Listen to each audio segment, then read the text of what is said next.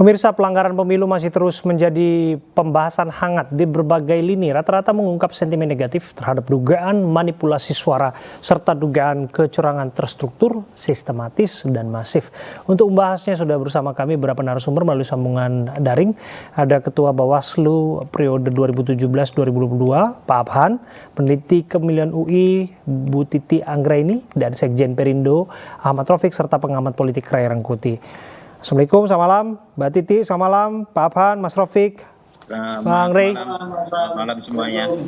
Ya, saya ke Mas Raufik terlebih dulu ya. Mas Raufik, disebutkan bahwa Partai Perindo menemukan ada beragam kejanggalan, termasuk saat ini sedang mengumpulkan bukti-bukti dugaan kecurangan. Apa saja yang sudah ada di tangan? Ya, masih Bram. Jadi pertama yang ingin saya sampaikan bahwa kami telah melakukan rekapitulasi berdasarkan C hasil baik dari daerah maupun yang ada di Sirekap. Nah, tentu dalam konteks Sirekap ini kami menemukan banyak kejanggalan-kejanggalan, termasuk dalam konteks ini banyak C1 yang buram, gelap, tidak terlihat di situ nilainya, dan banyak sekali yang terjadi di setiap dapil, dan ini sangat meresahkan dalam konteks keterbukaan informasi. Sesungguhnya ini adalah bagian dari keteledoran atau kesengajaan. Ini menjadi wilayah abu-abu karena KPU seolah-olah memelihara proses yang carut-marut ini. Jadi, tunggu sebentar, Mas Raufik. Anda sebutkan ini antara keteledoran dan kesengajaan. Ya, bisa jadi karena kan KPU telah menyampaikan melalui press conference-nya bahwa ini ada kesalahan di dalam perhitungan. Dan itu sudah disampaikan beberapa hari yang lalu.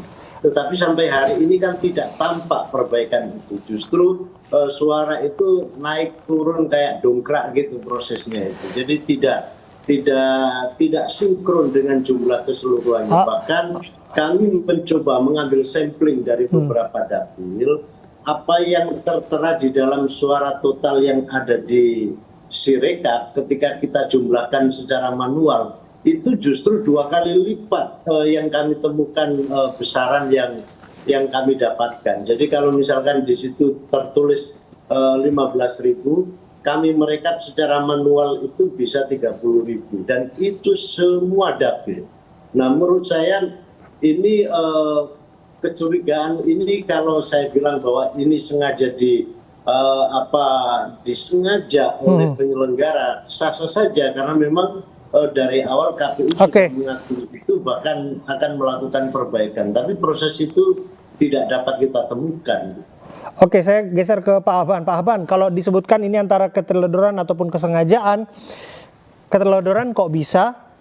Kalau kesengajaan untuk siapa kira-kira, Pak? Ya, kalau ini persoalan rekapitulasi memang kita melihatnya dengan PKPU 5 ya. Di PKPU 5 itu memang menyebutkan bahwa landasan atau dasar rekapitulasi masing-masing tingkatan ini mendasarkan pada Sirekap ya. Meskipun bahwa Sirekap ini sebagai alat bantu, tetapi persoalannya dia menjadi dasar ketika proses rekapitulasi itu dilakukan di masing-masing tingkatan, kecamatan, kabupaten, dan sebagainya, sampai di provinsi dan sampai di RI.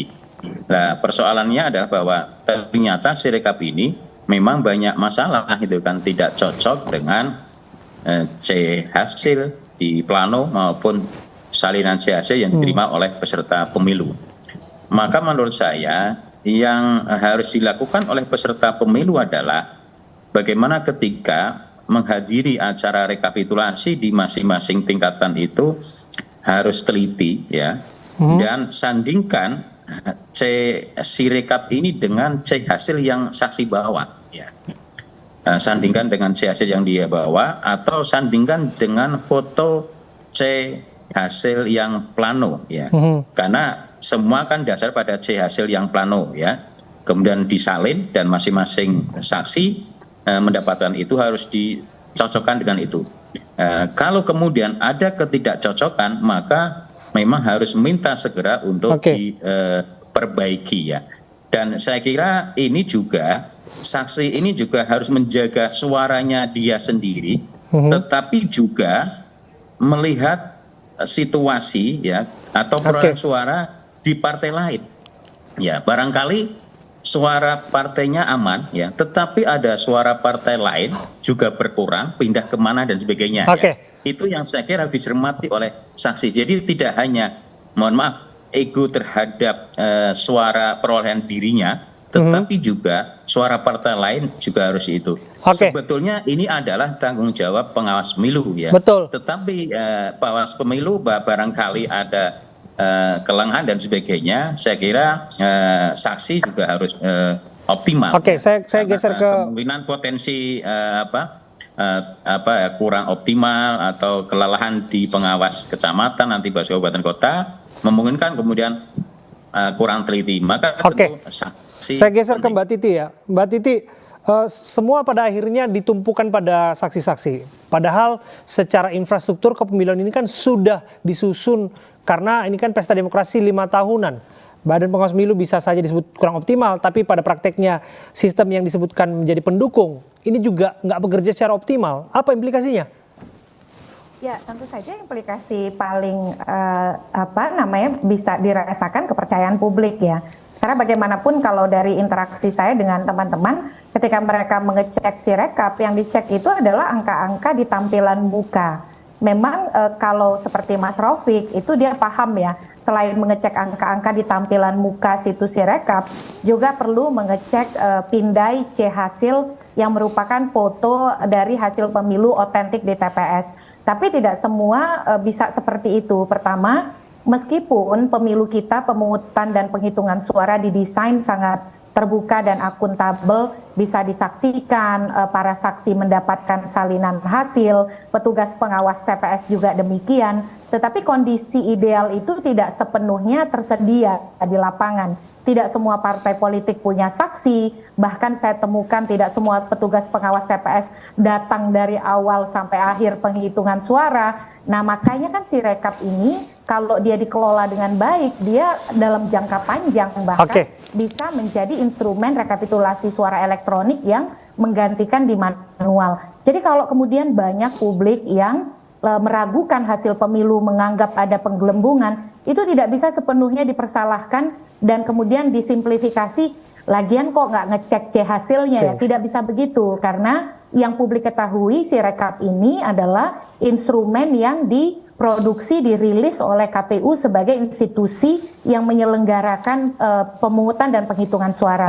Nah, ketika ada instrumen yang dirilis oleh KPU yang mereka pahami, kalau mau tahu hasil ya Sirekap begitu. Jadi yang kita tuntut memang KPU harus menyempurnakan dan terus memastikan upload pindai C hasil 100% dan segera mengkoreksi kesalahan-kesalahan yang terjadi, termasuk juga memastikan PPK mereka bekerja berintegritas saat rekapitulasi suara. Saya geser ke Bung Ray Rangkuti ya. Bung Ray, kita tahu persoalan Sirekap ini kan persoalan yang sudah jelas-jelas jadi bulan-bulanan. Ada Bung Ray Rangkuti.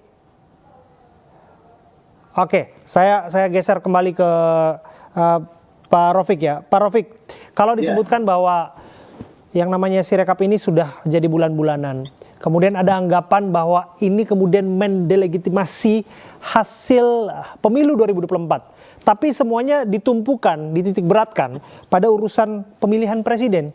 Tapi pada prakteknya apakah delegitimasi hasil perolehan partai politik dalam pemungutan suara 14 Februari silam itu juga bisa ikut terdampak dari carut marut yang terjadi? Ya, saya kira kan pemilu kali ini berjalan satu paket ya. Ketika terjadi proses kecurangan secara masif yang tadi sebagaimana diberitakan di awal bahwa proses kecurangan itu tidak hanya terjadi pada saat setelah pemilu, tetapi awal permulaan juga terjadi sebuah proses kecurangan secara masif. Maka sudah barang tentu bukan hanya soal pilpres saja, tetapi pileg juga menjadi mendapatkan persoalan yang sama. Jadi tidak bisa dipisahkan, kecurangan ini hanya terjadi pada pilpres, tetapi pileg juga terjadi di mana-mana, dan kita bisa mengetahui secara umum baik dari laporan media sosial maupun dari relawan maupun dari para saksi yang ada di bawah. Jadi menurut saya kedua-duanya ini sangat berdampak, dan dalam konteks ini memang tuntutan agar penyelenggara itu bisa menyajikan sebuah hasil yang sangat transparan, menurut saya sudah tidak terpenuhi, karena dari segala proses yang ada ini banyak sekali manipulasi-manipulasi yang tampak, dan menurut saya masyarakat juga menyaksikan itu, dan rentetan yang dihasilkan dari sebuah proses pemilu ini salah satunya adalah pada Sirekap. Betul bahwa Sirekap ini adalah hanya sekedar instrumen, yang diakui adalah perhitungan secara berjenjang. Tetapi kalau misalkan Sirekap ini saja tidak bisa dipercaya, apalagi dalam sisi rekap yang secara berjenjang. Dan menurut saya kita semua telah bersepakat bahwa ini banyak problem di dalam pelaksanaan pemilu kali ini.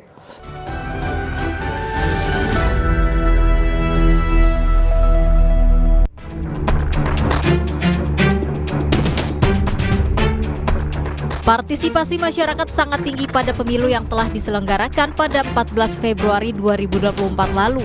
Namun tingginya partisipasi masyarakat tidak sejalan dengan tingkat kepuasan masyarakat terhadap pelaksanaan pemilu. Lembaga Survei Indonesia LSI merilis hasil survei mengenai persepsi publik tentang pelaksanaan pemilu 2024. LSI memotret ada penurunan persepsi masyarakat terhadap pelaksanaan pemilu berlangsung jujur dan adil. Meski saat melakukan exit poll pelaksanaan pemilu jujur dan adil pada 14 Februari, penilaian responden mencapai 94,3%.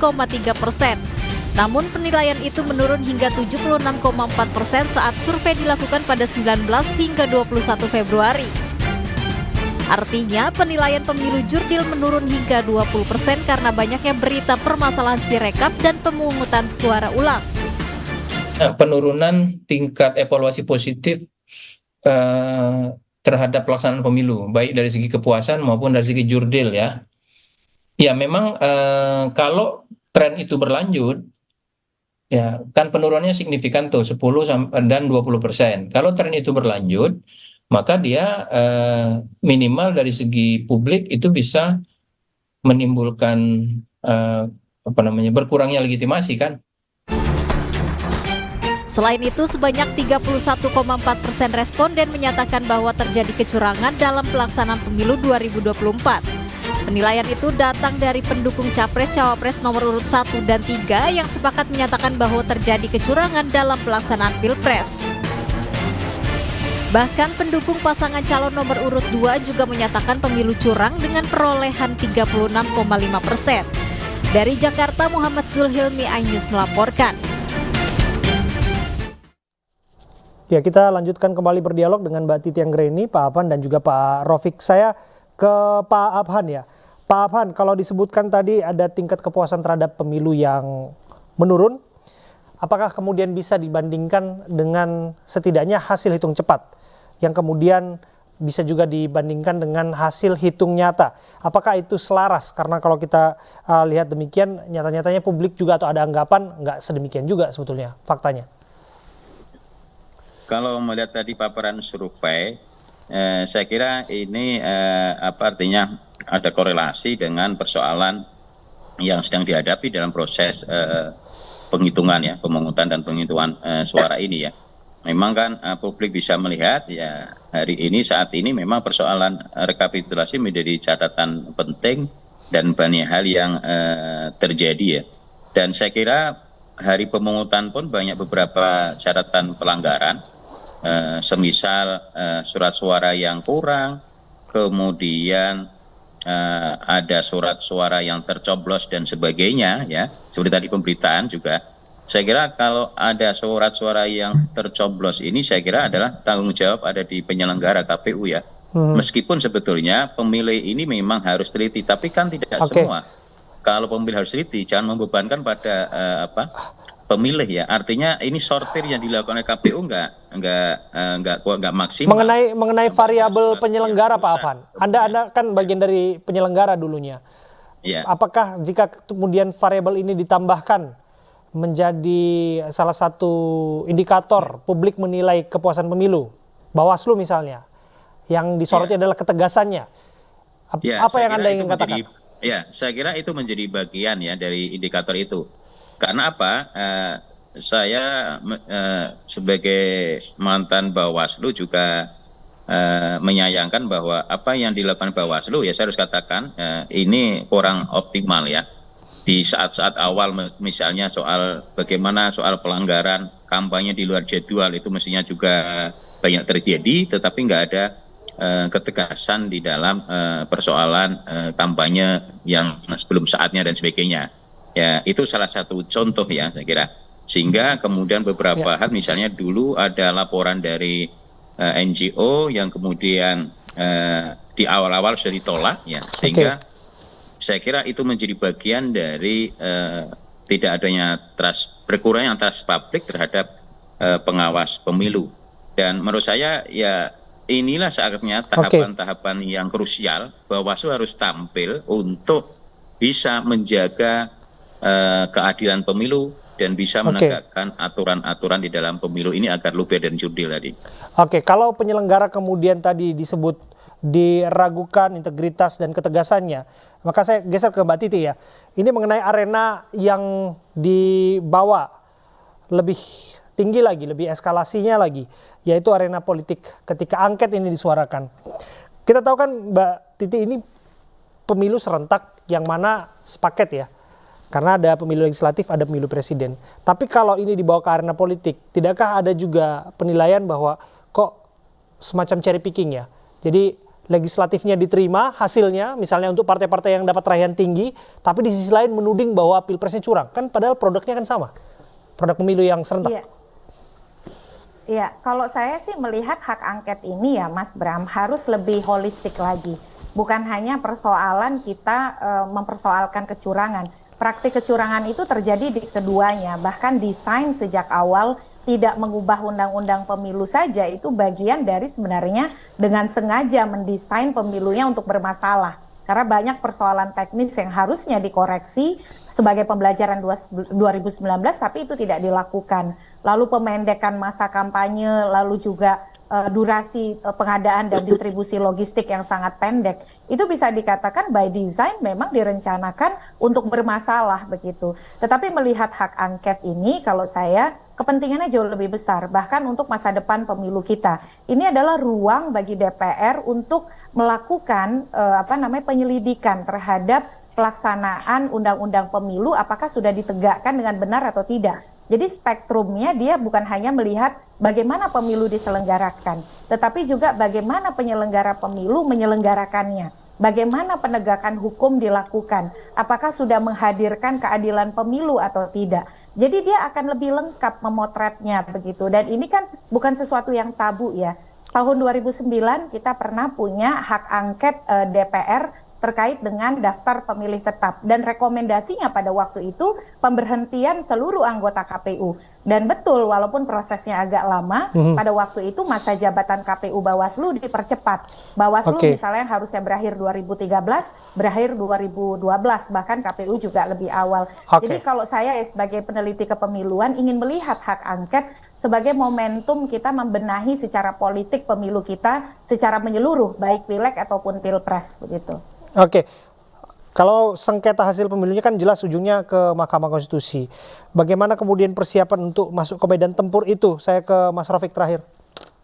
Ya, jadi terkait dengan proses di MK, baik paslon nomor 3 maupun partai Perindo, kita telah mengumpulkan segala bukti-bukti, segala fakta-fakta temuan yang ada di lapangan.